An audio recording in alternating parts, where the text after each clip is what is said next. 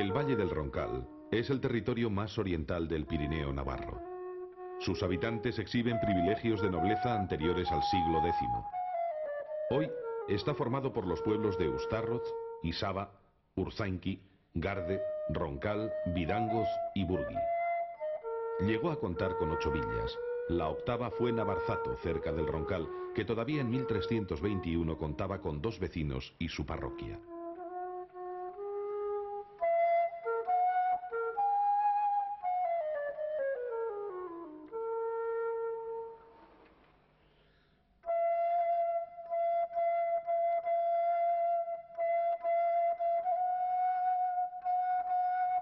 El río Ezca, que nace en el arroyo de Belagua, recorre el valle de norte a sur. Lo primero que llama la atención al viajero es la belleza del paisaje roncalés. Sus formas, modeladas por los glaciares, su flora, sus pueblos y sobre todo su cielo que va cambiando su color. Casi blanco en verano e intensamente azul en invierno. En otros tiempos el valle fue conocido como Ruconia, Arragonia o Erroncari. El monje Albelt los llama vascones, lo que según los historiadores no contradice el término rucones que aparece en San Isidoro.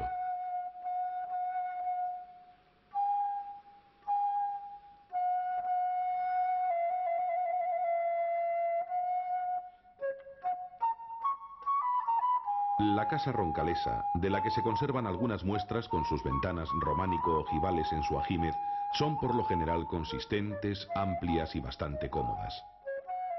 Se construyen en piedra y mortero las paredes y sus armazones son de madera. Suelen ser generalmente de 2 o 3 pisos.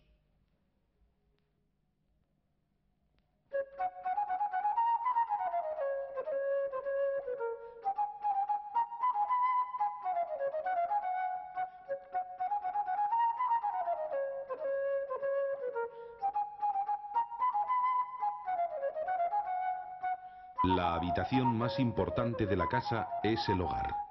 Escribe Estornés. Durante las largas veladas de invierno, muchas veces el abuelo, sentado cerca de la lumbre en el largo escaño del hogar, cuenta historias de brujas y dragones vencidos por valientes caballeros. La cocina constituye la sala de visitas, el comedor y, en fin, es el lugar de las íntimas alegrías y tristezas. Muy mal tiempo, muy mal tiempo. Nos encontramos en la cocina, donde generalmente se ha hecho siempre la vida, porque aquí los inviernos han sido siempre muy crudos. Y aquí es donde se hacían las comidas, las migas, las costillas asadas. En este caldero que tenemos aquí colgado se cocía para los animales.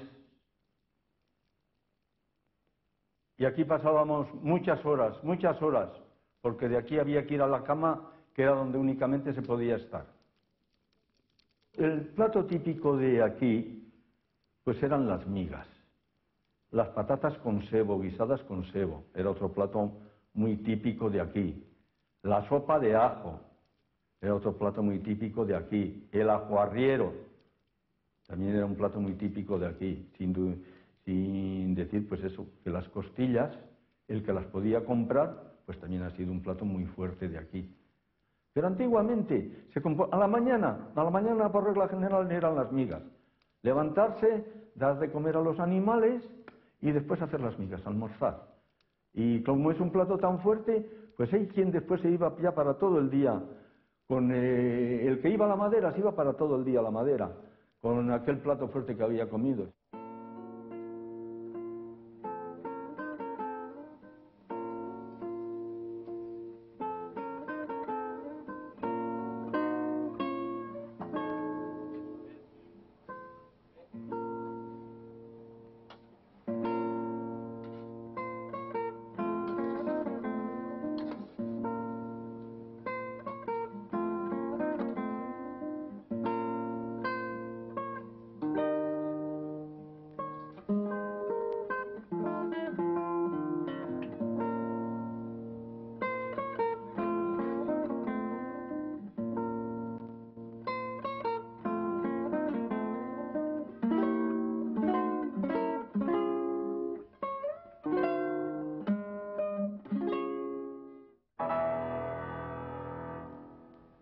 Lo que más llama la atención del paisaje roncalés es su orografía.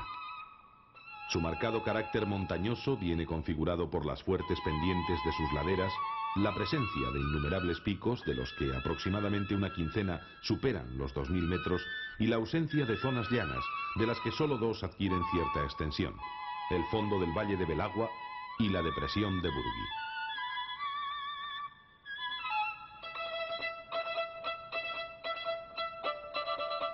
Los bosques son algo que definen el paisaje roncalés. Del arbolado que crece silvestre en los montes, se explota sobre todo el Pinus silvestri.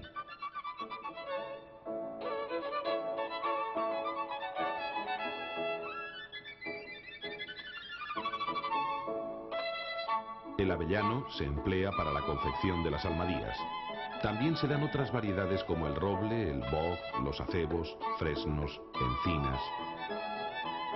El bosque, además de su valor paisajístico o ecológico, forma parte desde antiguo de la economía del valle. En los primeros años de este siglo, según Bernardo Estornés, eran dos las ocupaciones de los roncaleses: ganaderos y almadieros. Estos últimos relacionados con las explotaciones forestales.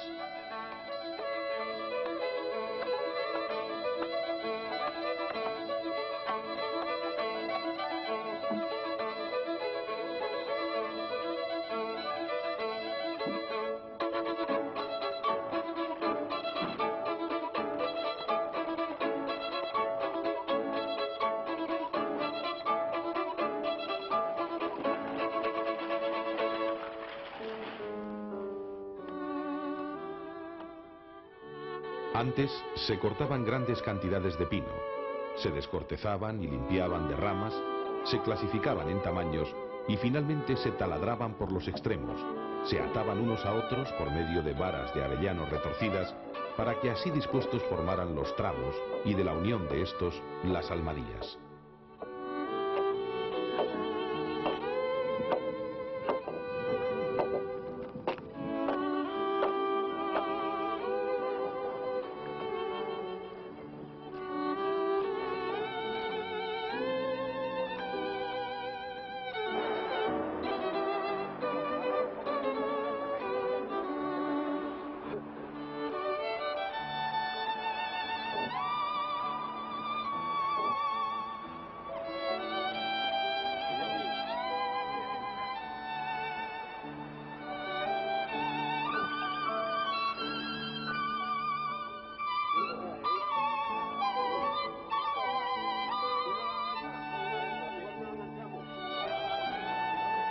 En el primer o último tramo se ponen uno o más remos para el gobierno de la almadía, y esta lanzada al agua cabalga sobre los lomos del río Juquetón, corre por su cauce con velocidad vertiginosa, entra en el río Aragón y luego en el Ebro, y arriba en pueblos y ciudades a orillas de este río o el Ebro. Siguiendo el relato de Bernardo Estornés, muchos son los riesgos que corre el almadiero, rindiendo todos los años tributo al río desatado y vengativo, y quizá las ganancias no compensen estos sacrificios. Y es que, a pesar de lo bello y bucólico de la almadía, se trataba de un oficio durísimo, si bien duraba muy pocos meses.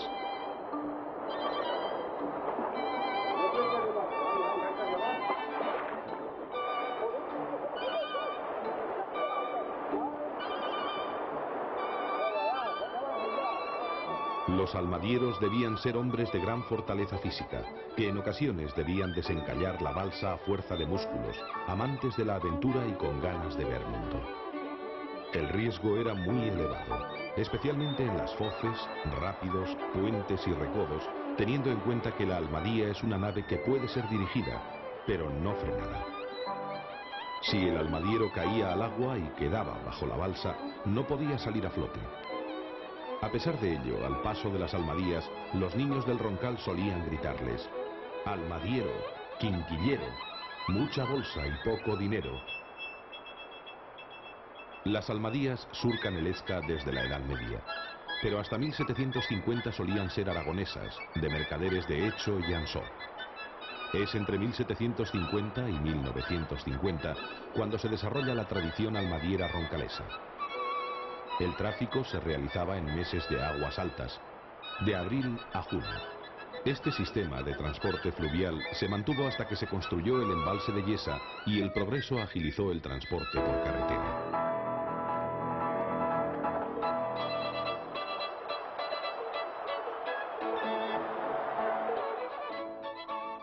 Las primeras noticias sobre el hombre roncalés se remontan al Neolítico. Fue entonces cuando aparecieron sobre el valle las primeras comunidades pastoriles, ya transhumantes, que dejaron su huella en forma de numerosos dólmenes: Roizu, Arraco, Asolace, Saculo, Lubraquieta, Belabarce, Lerra, Lagaros. De ellos, el más hermoso y mejor conservado es el de Arraco, situado junto a la ermita y la venta del mismo nombre en el valle de Belagua. Son muchos los pueblos que a lo largo de la historia han cruzado o intentado someter a los habitantes del valle. Los vascones del Roncal fueron aliados de los cartagineses contra Roma, y luego formarán parte de las legiones de Roma que participan en las campañas de Aquitania y Britania. De aquella época nos queda el puente de Urzainqui y otros en Isaba, si bien no puede hablarse de romanización del valle.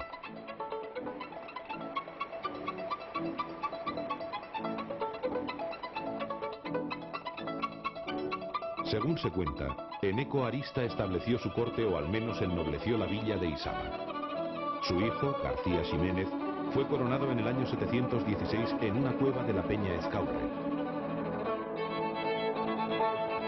Hasta el siglo XVIII, el valle vivió un progreso económico basado en sus más de 100.000 cabezas de ovino y en una explotación maderera en aumento.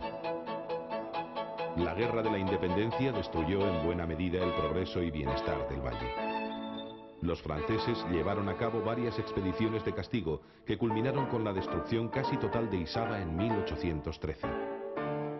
Ya en el siglo XX, el éxodo rural, tan dramático en todos los espacios de montaña, también afectó a los roncaleses. A principios de siglo, muchos jóvenes iban a trabajar a las fábricas de alpargatas de Mauleón.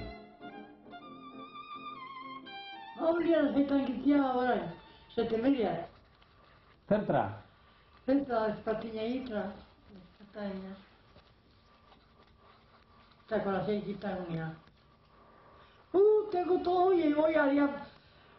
Egin beza, nola egiten zein? Pues que betik egiten unia, zerbia. Erraten miunik hori. Eta egiten unia, que betik. Eta puntu bat txikia egiten mare maunien, atiri. Egun berdu beste puntu bat. Eta gangunia, purperia.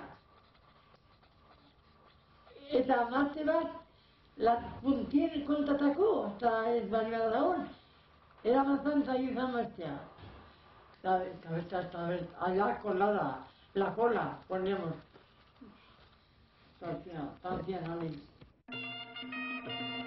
Durante siglos, la lengua del valle fue el euskera roncalés, que fue considerado por el príncipe Bonaparte como un subdialecto suletino, aunque Azcue lo califica como el 9º dialecto del idioma. El retroceso del euskera en el Roncal se hace más intenso en el último cuarto del siglo XIX. En los primeros años de este siglo, el antropólogo Rodney Gallop afirma que el límite del idioma llegaba hasta Urzainqui. En 1991 fallecía la última hablante del euskera roncalés, Fidela Bernat.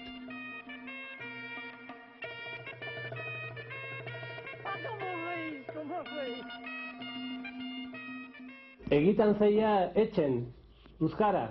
Euskara, bai. Eta anaseki eta aizpeki ere bai? Hautarik, notxetarik ez. Ez. Dika, Zerraitu dezakio galdetzen? Amareki eta tiareki. Bai. Eki solo. Solo. Eta aitareki txiki? Aitareki txiki. Eta niki. Baina, horrekiziko bai. La ganadería es la riqueza tradicional del valle y uno de los fundamentos de su existencia como comunidad, como se desprende de sus paramentos y de la detallada regulación de los pastos.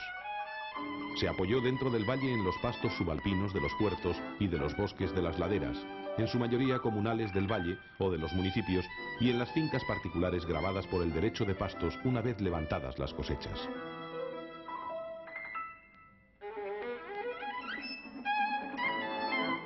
La transhumancia invernal, denominada cabañera, se inicia en San Miguel en septiembre y finaliza en abril en las Bardenas Reales, de las que el valle es uno de los cogozantes. La pasturación se inicia en las partes bajas, ascendiendo progresivamente hacia los puertos, donde coinciden los ganados con los procedentes de Francia, de todo lo cual es exponente el tributo de las 3 vacas de Baretús. Sobre el origen de esta vieja costumbre existen varias versiones. En todas ellas se mezclan la leyenda y la historia. La más popular se remonta a las guerras que enfrentaron a los pastores roncaleses y baretoneses en el siglo XIV. Un día de 1345, el roncalés Pedro de Carrica mataba al bearnés Pierre Sansoler tras discutir sobre una fuente. El primo del muerto, Ollinar de Sansoler, y otros parientes bajan desde Aret a Belagua, donde encuentran a la mujer de Carrica, Antonia de Garde, que estaba embarazada, ensañándose con el cadáver. Hombres armados de Garde, Ursainqui y Ustarroz asaltan por sorpresa la casa de Sansoler, eliminando a toda la familia. Cuando regresaban de llevar a cabo tal acción, los montañeses navarros son asaltados por los baretoneses en una garganta, muriendo muchos de ellos. El conflicto llega a tal extremo que obliga a intervenir a Carlos II de Navarra y a Gastón, duque de Bearn, para conseguir la paz. Pero hubo nuevas escaramuzas que culminaron en la que se llama Batalla de Aguincea, en la que cayeron 53 roncaleses y 200 baretoneses. Lo que comenzó como una pequeña reyerta entre pastores acabó siendo una guerra entre valles, pues por parte roncalesa participaron Isaba, Ustarroz, Ursainqui y Garde. Tras los fracasos de ambos para conseguir la paz, los dos bandos se someten al arbitrio del alcalde del valle aragonés de Ansó, Sancho García, y de 5 vecinos, que como primera medida fijaron las mugas y reconocieron pastos y fuentes del puerto de Arlás. Posteriormente establecieron la reglamentación del goce de los pastos de los rebaños de ambos valles. El acto se celebra en el collado o portillo de Hernaz, a 1760 metros de altura sobre el nivel del mar.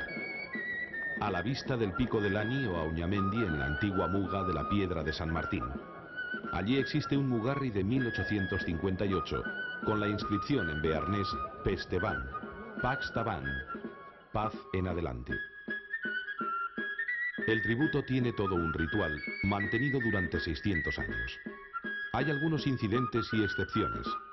En 1794, Francia y España estaban enfrascadas en la Guerra de la Convención. Los bearneses olvidan su compromiso, pero aquel no tenía que ver con la política entre estados. Los navarros enviaron un oficio y a los pocos días los baretoneses enviaban las 3 vacas. Otro incidente se produce en 1944. En aquellos días los nazis ocupaban Francia y el País Vasco continental y habían declarado la zona fronteriza como prohibida, impidiendo que se cumpliese la tradición.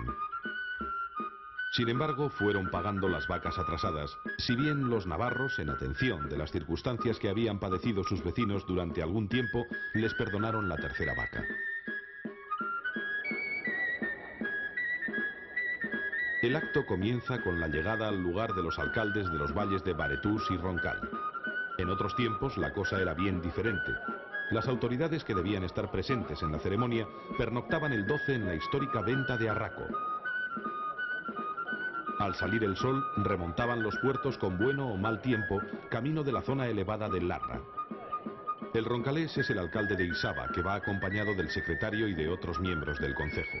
Visten todos a la antigua usanza, sombrero, capote y balona.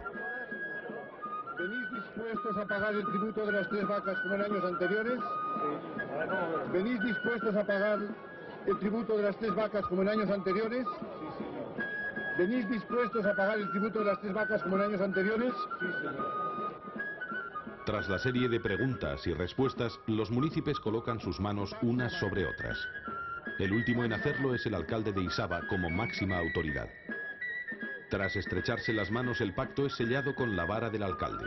Pax Avant, paz en adelante. De orden del señor alcalde presidente, si alguno tiene alguna reclamación que hacer, que dé un paso al frente.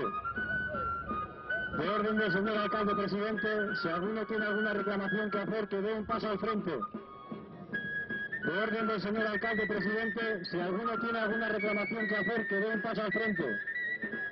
Entonces las autoridades se dirigirán a los 4 pastores encargados de la custodia de los puertos faceros de Erlanz y Leja, en Arlas. El alcalde de Isaba les toma juramento. Desempeñar el cargo fielmente. Si así lo hacéis, Dios os lo premie. Y si no, os lo demande. A continuación, se procede a la lectura del acta levantada por el secretario, que es firmada al dorso por los alcaldes y varios testigos. El secretario hace entrega finalmente a los bearneses de un recibo por las vacas recibidas, firmado por el alcalde de Isaba, presidente de la Junta General del Valle del Roncal. De pronto suenan las esquilas y aparece un rebaño formado por 15 novillas de 2 años. Deben ser de la misma edad, cornamenta, pelo y tamaño. Un veterinario, ayudado por varios hombres, se encarga de revisar el ganado. La operación finaliza cuando llegan los alcaldes que dan el visto bueno a las 3 vacas. La primera y la tercera son para Isaba. La segunda se la reparten por turno anual los pueblos de Ustarroz, Garde y Urzainqui. Los roncaleses entonces ofrecen un gran banquete a sus vecinos, cuyo plato fuerte es tradicionalmente carnero asado.